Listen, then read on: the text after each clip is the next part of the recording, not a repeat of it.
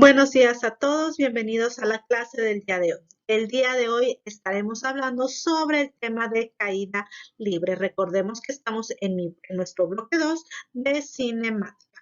Veremos lo que es el concepto de caída libre y veremos 3 ejemplos sobre la aplicación de este concepto. Pero antes de que comencemos con nuestro material de estudio, los invito a que hagamos una pequeña oración. Amado Dios, un nuevo día ha llegado y en este instante yo me acerco a ti para darte gracias por permitirme la fortuna de ver y disfrutar del amanecer y también de todas las cosas buenas que tú has hecho por mí. Gracias por tu amor, por tu provisión, por cuidar de mí, por cuidar de todos mis seres queridos y gracias por permanecer siempre a nuestro lado, soportándonos en la debilidad y haciéndonos vencedores frente a cualquier dificultad. ¿Qué va a ser la caída libre? La caída libre supone un objeto que se encuentra a una determinada altura por encima del nivel del suelo y simplemente se deja caer. Las condiciones van a hacer que su rapidez inicial sea cero y que no se considere la resistencia al aire. Esto significa que la única fuerza aplicada al objeto es la gravedad. En condiciones reales, lo más aproximado a una caída libre se tiene cuando la altura desde la que se deja caer el objeto es relativamente pequeña. Con estas condiciones se va a tener una aceleración asociada de menos la gravedad. Esto es que la gravedad va a ser la aceleración en caída libre. El signo menos va a indicar que apunta verticalmente hacia abajo. El valor estándar medido y utilizado generalmente va a ser el valor a nivel del mar del Ecuador, que es de 9.81 metros sobre segundo cuadrado. Este valor es únicamente al nivel del mar.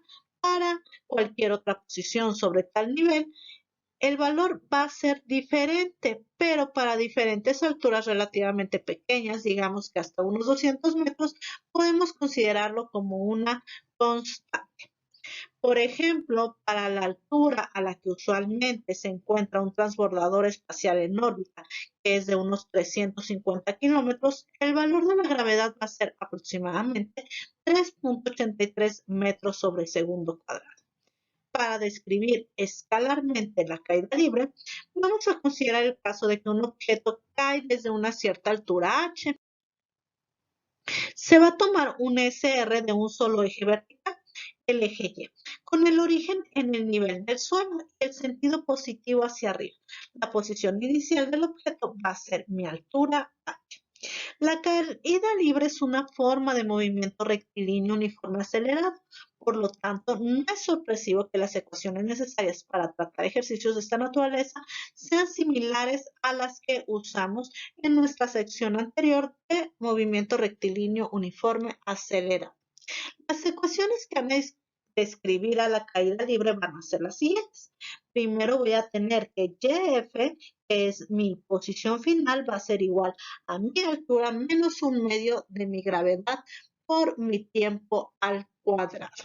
Y que mi rapidez final va a ser igual a menos la gravedad por mi tiempo, donde el signo negativo en el segundo término de la primera ecuación y en la segunda ecuación indican las direcciones de la gravedad y que mi rapidez son negativas con respecto a mi SR. Vamos a empezar a aplicar mis ecuaciones dentro de ejemplos. Mi primer ejemplo me va a decir que una pelota de golf se va a soltar desde la parte alta de un edificio a 100 metros. Primero vamos a calcular la posición y después la rapidez de la pelota cuando han transcurrido 1, 2 y 4 segundos. ¿Qué vamos a hacer para resolver este problema? Primero vamos a usar mi expresión para calcular mi posición. Yo voy a sustituir mis términos. Conozco yo mi altura, que es de 100 metros. Conozco mi gravedad, que es una constante, y me pide que primero calcule para un tiempo de un segundo. Así que sustituyendo cada uno de mis datos en mi ecuación, me va a dar un resultado de 85.98. Vamos a ver cómo sustituimos. La altura, 100 metros, menos un medio de mi gravedad, 9.81, por mi tiempo al cuadrado. Y voy a hacer lo mismo para calcular el segundo 2 y el segundo 3, obteniendo mis siguientes resultados. Para mi segundo 2, mi posición era a 80.38 metros. Y para mi tiempo 4, mi posición era a 21.52 metros.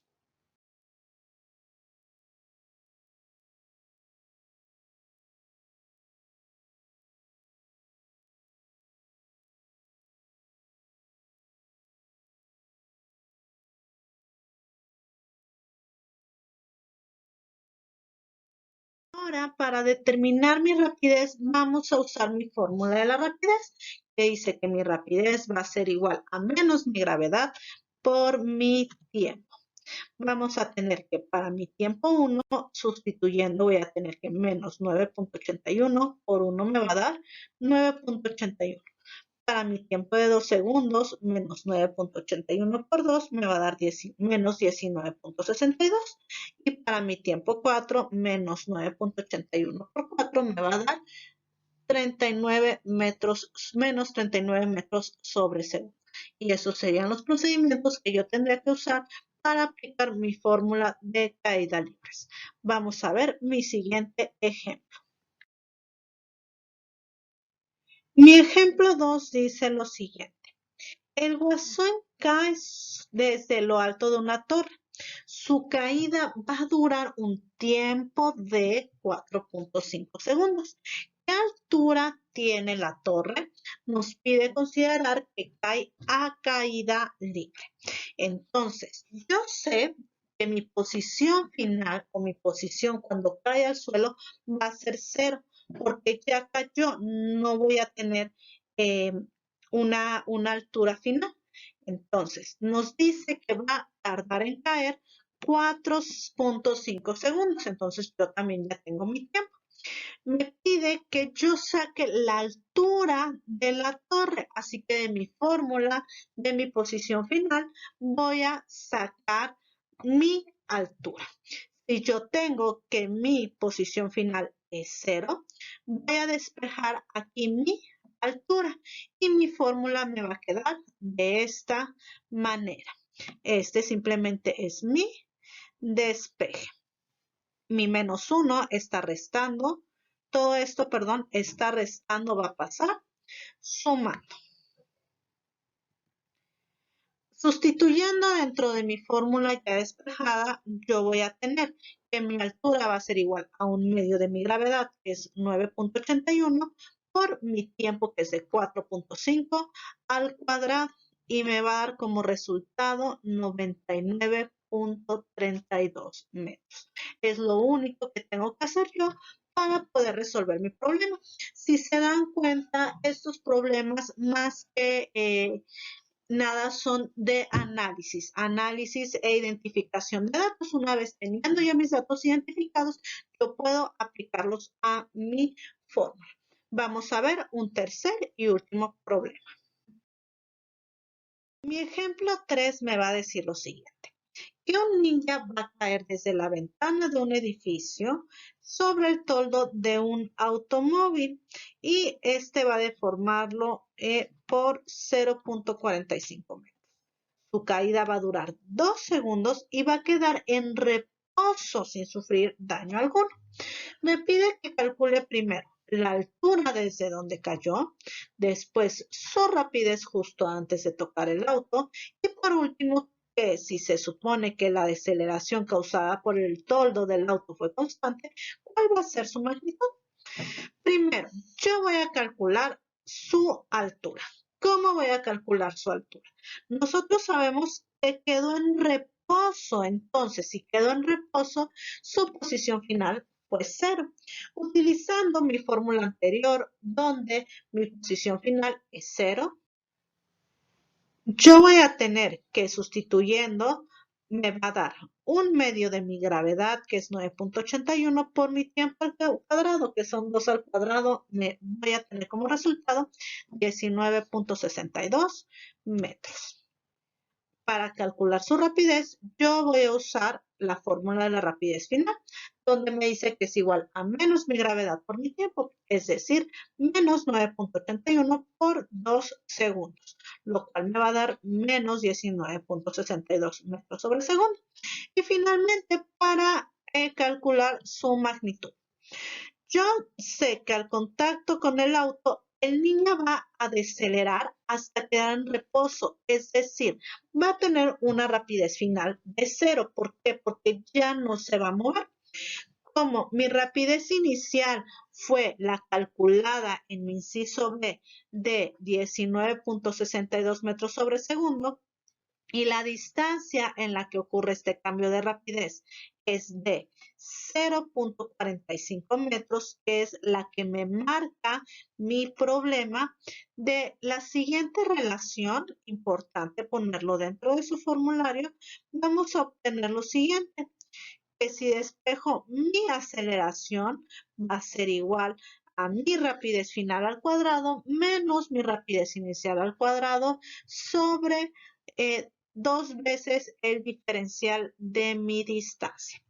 Yo tengo, sustituyendo mis valores, que mi rapidez final fue 0 porque quedó en reposo. Por lo tanto, va a ser 0 menos el cuadrado de mi rapidez inicial, que fue de 9.62 metros sobre segundo, entre 2 veces mi diferencial de mi distancia, el cual me dijo que era de 0.45 metros.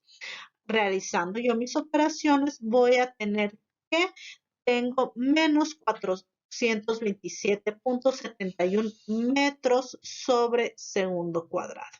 El signo negativo nos va a indicar nuevamente que estoy hablando de una deceleración.